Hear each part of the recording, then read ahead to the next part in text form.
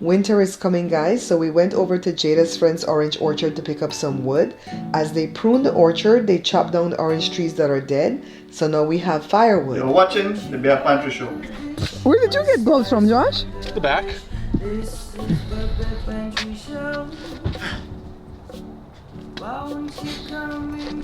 I was telling Anthony that we're doing Vlogmas, so we have to put up a video a day for 24 days. And he goes, how's that going? And I go, well, it's day 2.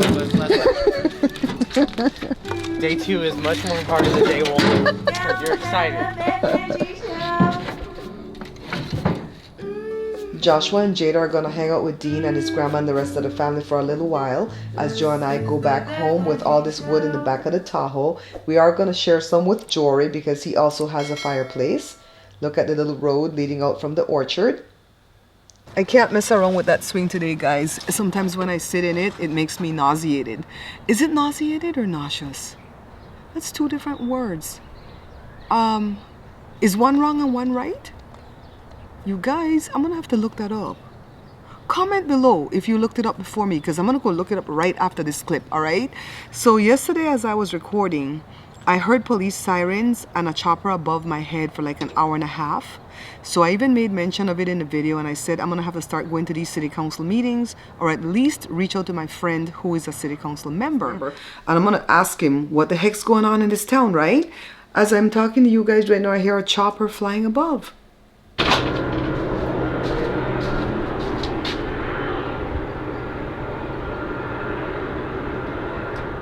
But today when I picked up my phone, it popped up in the Newsbreak app, and it says that there's a criminal, he's a convicted felon that was out on probation, which that doesn't make any sense to me, because I believe when you get convicted of a felony, you automatically have to serve time, right? Is that how it works? I know if you serve time and you don't serve your whole time, they'll put you out on parole, not on probation. Probation is when you don't serve time at all. Well, anyways, the man is a convicted felon out on probation. That's what they said. And he went on a spree. Now I have to be very careful here at YouTube. And he murked, you guys know that word, right? He murked 3 people and injured badly 2. I don't know how badly. One of the people that he murked was his present day girlfriend. So he went to her home in Fontana and did that. Then he went to the ex-girlfriend's home in Riverside, which is nearby, and did that. And then a 3rd person got unalived in the process. So I guess they caught him, but that was scary. A whole convicted felon on a spree. My goodness, what's going on in this town, guys? So they said he's a gangbanger, and of course with a name like, did I tell you guys his name? Louis Wicked Hernandez III. I guess his middle name is Peter, but his nickname from the organization that he belongs to is Wicked. He looked wicked too, child. Anyways, it's nice and warm today. For the past 3 days, it was in the 50s, like the mid 50s. I think today is in the 60s. And today is Vlogmas Day 3. That's what we're working on, Vlogmas Day 3. In the next few days, the temperature is gonna get up into the 80s, and I wanna go to the beach. Just saying. Don't know if I can go, but I wanna go. That's so crazy, right? That man went on a whole spree. I can't even spell out the words anymore for YouTube and Facebook because the AI is pretty smart and it can pick up what you're spelling because they're trying to put it for the closed captioning, you know? So I have to be very careful what I say. Shout out to everybody over at Facebook. Honestly, guys, I wasn't gonna put my Vlogmas at Facebook. That is until I Facebooked it and saw that YouTube content creators are putting their Vlogmas on Facebook. You hear that? Joe, can you hear that? Huh? Yeah, we have a little snake. We really? How much for a big snake? Oh! Are you okay, baby? Yeah. The cereal scratch your throat? Huh? You good? $300 for a good snake. How much for the snake that we have? 65? $60. Oh my God. He didn't say $16, guys. No, he didn't. So Jory came over, our son Jory came over. He lives about 6 miles away from here. So where the trail ends, he was gonna start riding from there to where we start, right? But then when he took his bike out the back of the truck, he discovered he had a flat. So you know what he did? Ride right down here to see Daddy. Oh, I want to cut away to something that I filmed a little bit earlier. By the way, when we're doing these Vlogmases, is that a word? Vlogmases? We are taping certain things out of sequence, trying to put together a storyline for you, but I taped something a little bit earlier. Lately, I've been noticing some young female content creators in their 20s who are married and they have 2 to 5 kids, all under 10, talk about the most important thing in a marriage is to prioritize. And when they say prioritize, they're talking about putting the man first. That they say you have to put the kids in the back burner and then put the man first. I don't get that.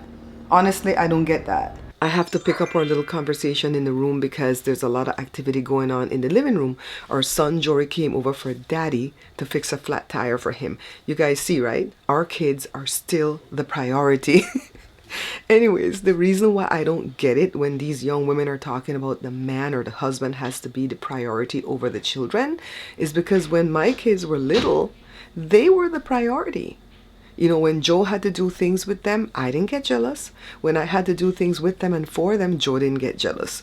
We always found time for each other. I mean, I get it to a point because they're trying to say that you don't want to spend so much time, you know, putting attention in the kids.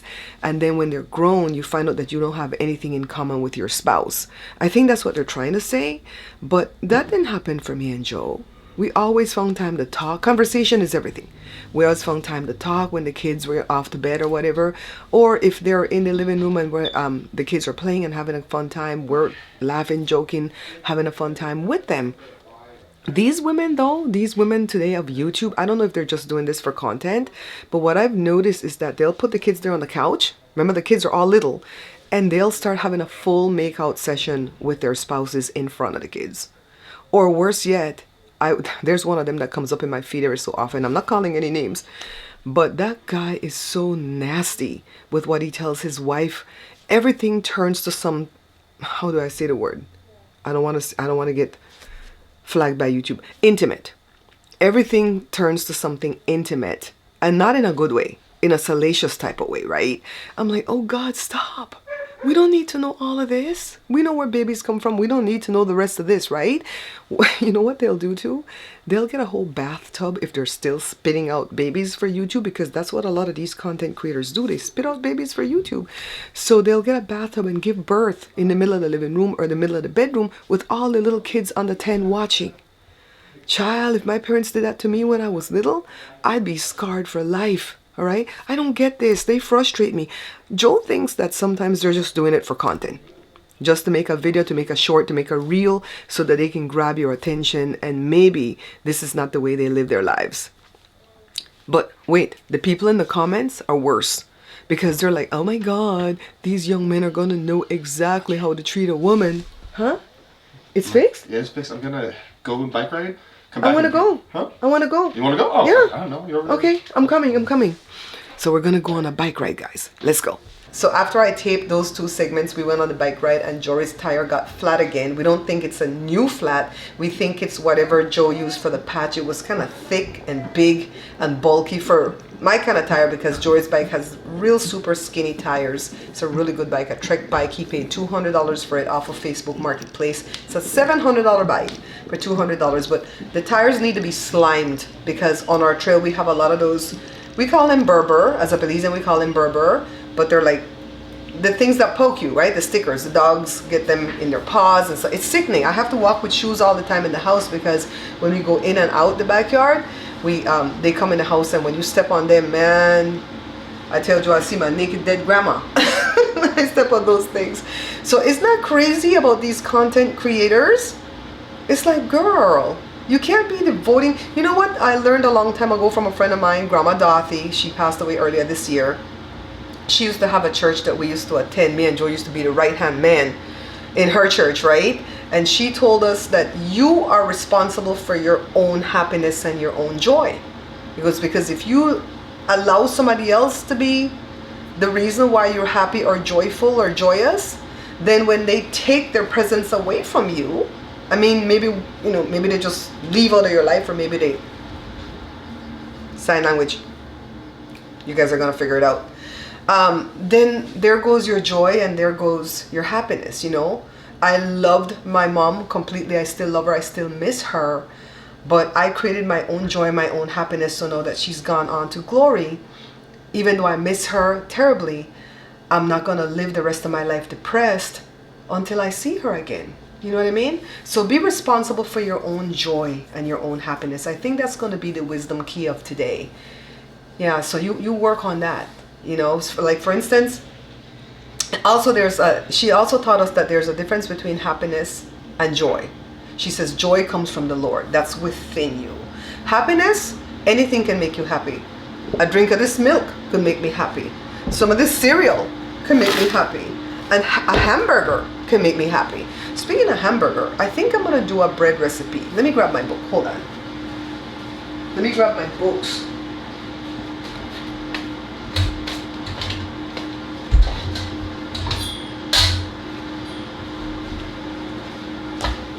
So in this book, Beans and Rice Volume 2, and this, I didn't mean for this to be a commercial, but I wanted to show you guys something.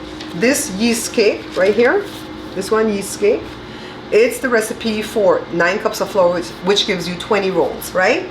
So then in my second book, The Pantry Laid Bare, I did that recipe again, and I named it what it is because it's my mom's recipe that was handed down to her by a cousin many, many, many years ago. And so I named it Rosalie's Belizean yeast cakes, right there. And that's the recipe for 5 rolls, not loaves, rolls, like hamburger size rolls, okay? So that book has it for 5. And then in No More Leftovers, which is the small batch book, I should have named this book Small Batch, but my Aunt Lita actually gave me this name by happenstance because I was talking to her one day and she goes, when are you gonna finish that book about, you know, where you don't have a whole lot of stuff left over? So I'm like, no more leftovers. That's why it's really weird how I get the names of my books. So this chapter is called Small Batch Belizean Breads. And I have that recipe in here, Rosalie's Belizean Yeast Cakes. And that recipe is for 2 rolls, 2. So I think I might have to do 5 because if we're gonna do burgers later to eat, then Joshua is gonna want 1. So it's not fair to just do 2. So let me see really quickly. Do I have it in here? Yes, I think I do have it in the bread book you need. Let's see for how much. How many?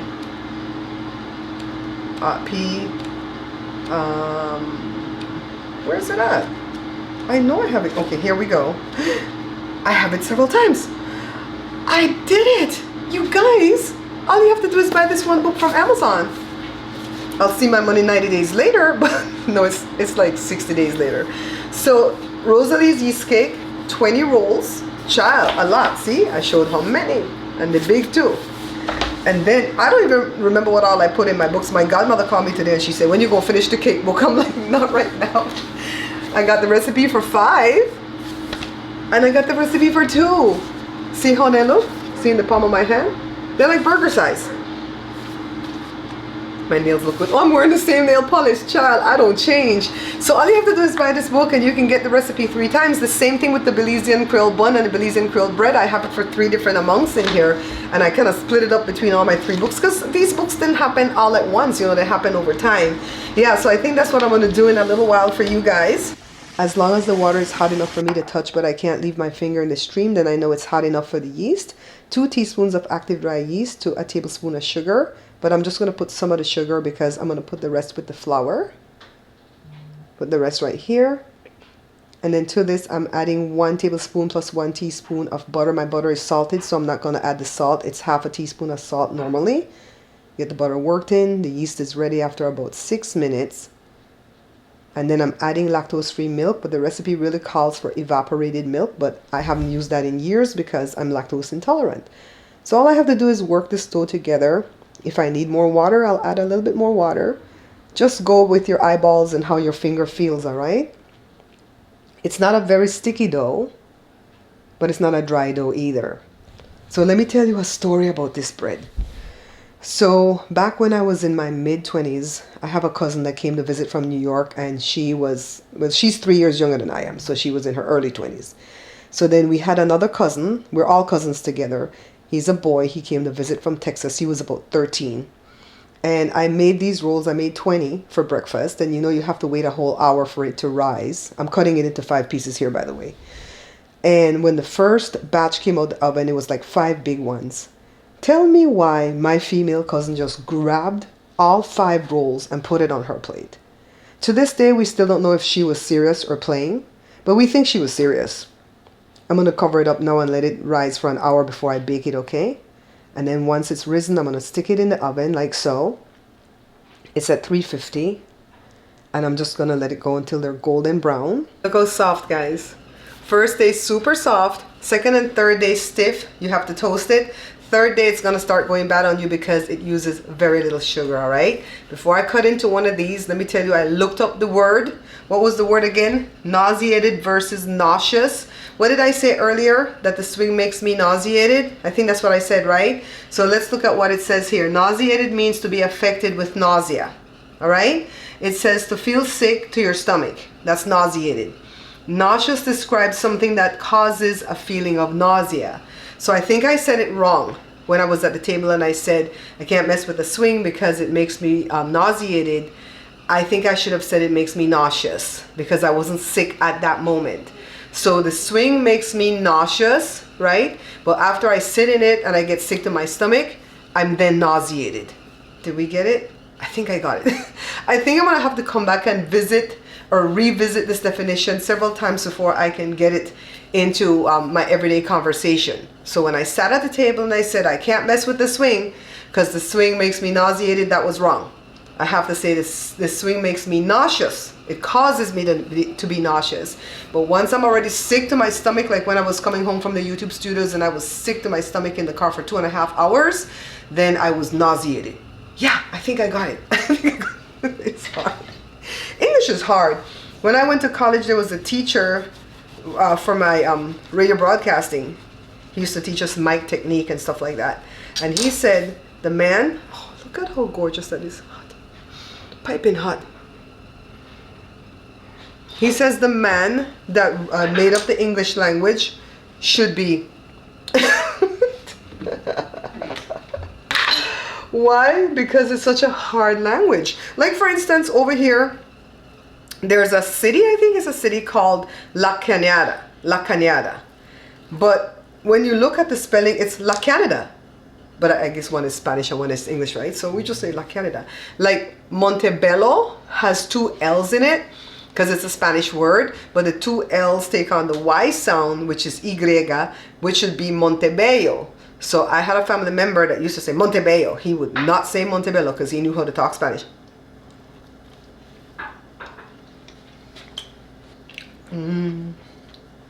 Make me sweat, make me water, make me lose my breath.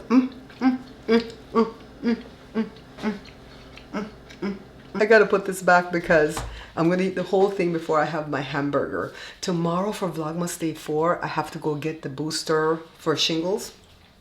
Not looking forward to it. So I want to finish the story about my 2 cousins and the bread.